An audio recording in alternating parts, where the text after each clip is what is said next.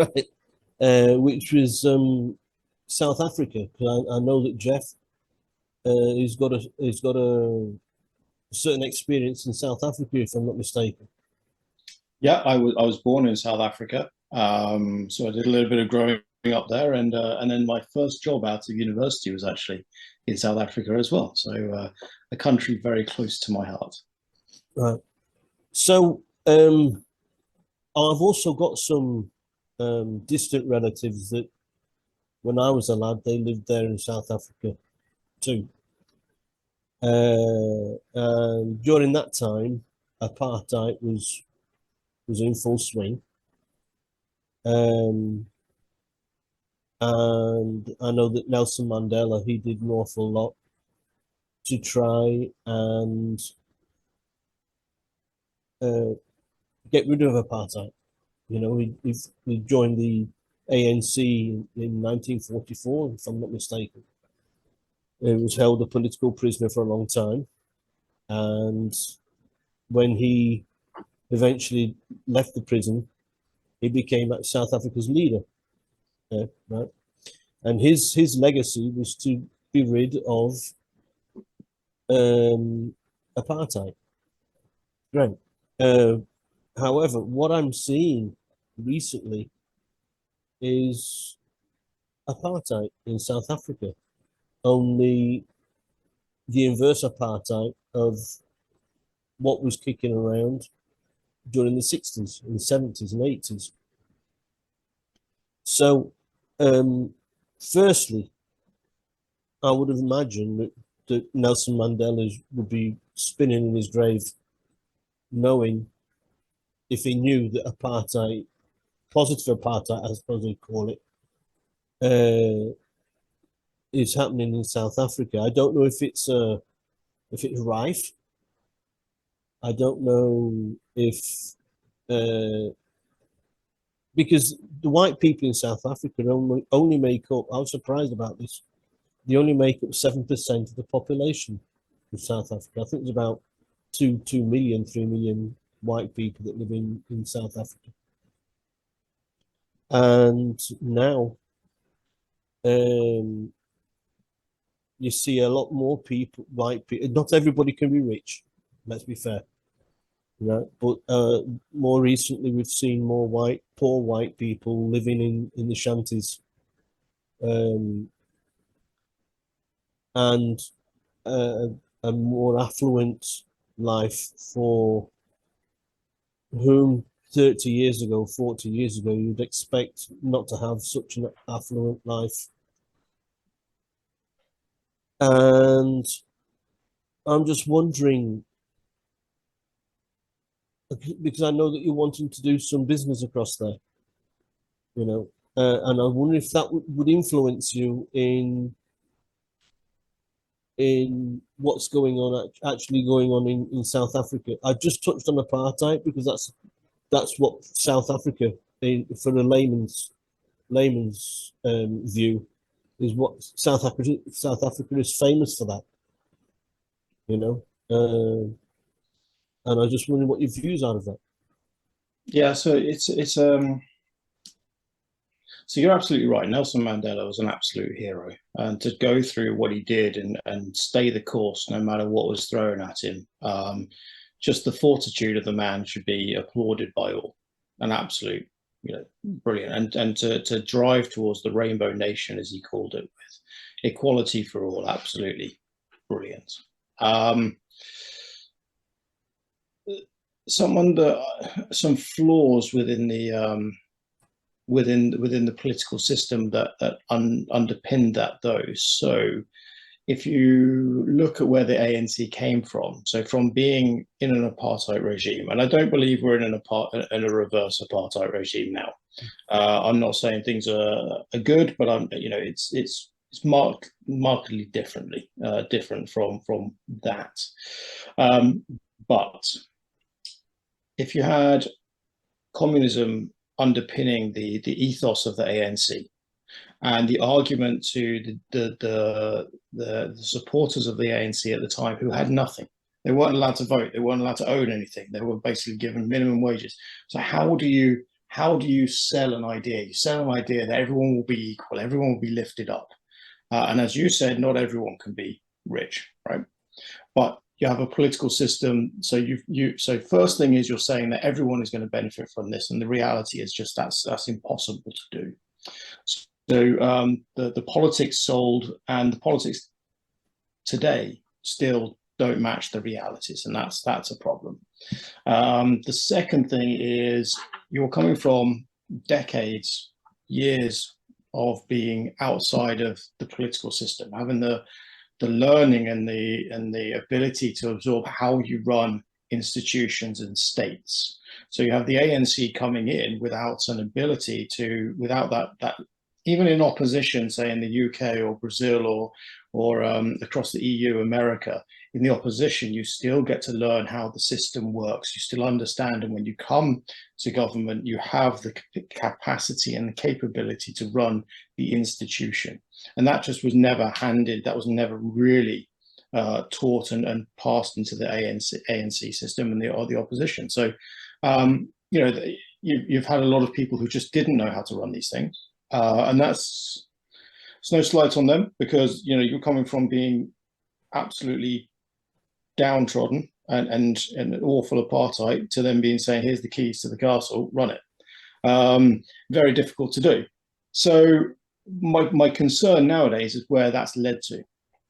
So yes, we have people on farms being killed. Absolutely awful. I was going to mention that. Right. I was going to mention that, and it seems that the price of life in South Africa is very cheap. You know, people are getting killed for peanuts. A lot of these people, a lot of the white farmers that are being killed are not being killed for their land. You don't see somebody kill a farmer and take over the farm. They kill the farmer, rob what they can from the house, burn the house, and then run away. And then go to the next farmer, which to me is, I mean, you don't have to be black or white to do that. You know, I think that's a general reflection of the economy, surely. Absolutely, it is. And again, if you don't know, when you wake up in the morning, if you don't know you're going to have enough food or money to live tomorrow, then that very much gives you more free rein for the actions that you take and what you're willing to do to survive. When I arrived here in Brazil, I arrived here in 1991. Mhm. And at that time, there was a lot of turmoil in the political regime in Brazil. Fernando Collor was being impeached. Inflation was ridiculous, and that's what I learned very quickly here, that life at that time just didn't have much value. No. You know, and exactly for the same reason that you're saying.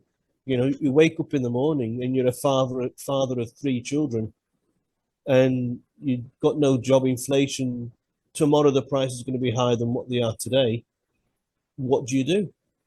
Yeah, and nobody's a saint. No. And if you're a parent, you're going to do whatever you have to do to look after your kids, right? And that's right. But then you layer on top of that. So now you see failures within the institutions, right? So you're seeing rolling blackouts. You're seeing failures of the legal system to either progress and move forwards with the times, or the way that things are implemented, and that's starting to have a knock-on effect. And then on top of that, vast swathes of the people who held money or positions and could pass that knowledge on have left South Africa through fear, through the economy, you know, opportunity. So now you have a large number of people leaving South Africa, black and white, and that has a massive impact on your ability to run that country and for that country to be successful. And it truly hurts me. You know, I was born in South Africa. I love the country. When I get off that plane, when I get back to that, and you're hit with that heat, it's like I'm home, right? I'm home. But it's not home right now, and it's not home to a lot of people who would have said before it was, and that's a really, really sad state to be in. Yeah, I think if you look at the I suppose it's a federal government, isn't it, in South Africa? Uh, because there are only 7% of the population is white or was white when the stats came out. All of a sudden, the government is being cobrado, is being pressed by the majority of the population now, which is black. And all of a sudden, you've got a 93% increase of the people who are pressing you to get results, you know? I mean, I was looking at the stats that unemployment in South Africa between the ages of 15 and 24 is 60%. 60%. And between the 24 and 35-year-olds, it's 40%. Even as a mature adult now, 40% unemployment is horrible, you know? And the government is being pressed by the majority of the population because there's no apartheid, apparently. I mean, the government did recently, they declared that white people are not to be employed anymore for I think it's more for the government jobs, you know. Yeah. But that doesn't solve the problem of 40% unemployment because you're talking about the minority, which is only 7%, and not all of that 7% will go after the same job. And that goes back to the underpinnings of the initial ANC takeover, which, you know, again, equality for all. We're going to make everyone's lives better. You're all going to have electricity. You're all going to have running water. You're all going to have a job because it's no longer we're being held back by apartheid, which, you know, absolutely was the key. And you know, God forbid we never see it in Africa again. But if you can't deliver that, you either have to be honest and say we can't deliver that, but they can't do that because they do that. You know, it's a tinderbox at the moment. You've got the political forces coming up from KwaZulu Natal and causing absolute chaos because they're being left to the side. That's the largest. You've got the biggest challenge to the ANC leadership or government since Mandela took over, you know, the end of apartheid.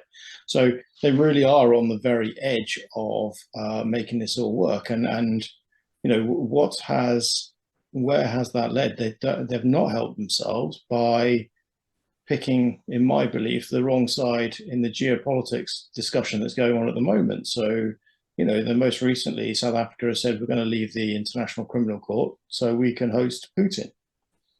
Right, and I don't think the best one in the world. So that leaves you with China, Saudi Arabia, Iran, Russia, who's going to be able, you know, and it's not the right way. Yeah. What South Africa is missing.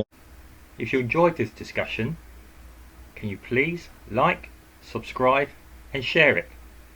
Thank you.